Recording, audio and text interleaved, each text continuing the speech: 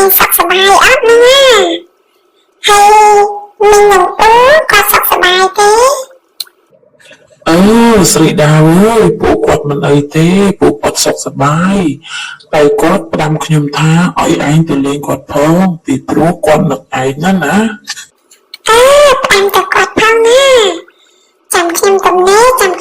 ងគាត់តែប្រហែលជាសប្តាហ៍ក្រោយអីខ្ញុំទៅលេងហើយណាចាំខ្ញុំទៅលេងគាត់ចាំអញប្រាប់គាត់ឲ្យវើយនិយាយយ៉ាងណាសេម៉ៅឥឡូវមិនដែរខានជួបសេម៉ៅយូរហើយនេះនិយាយរឿងសេម៉ៅអញអត់ដឹងដែរវិញមិនដឹងជាវាយ៉ាងម៉េចទេហើយតែអ្នកមានប្តីប្រពន្ធតែងតែមាន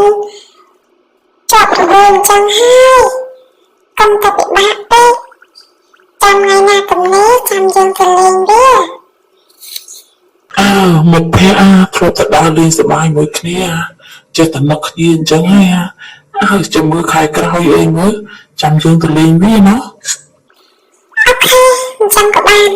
អញ្ចឹងខ្ញុំលាឯងទៅធ្វើការសិនហើយណាពុកម៉ែ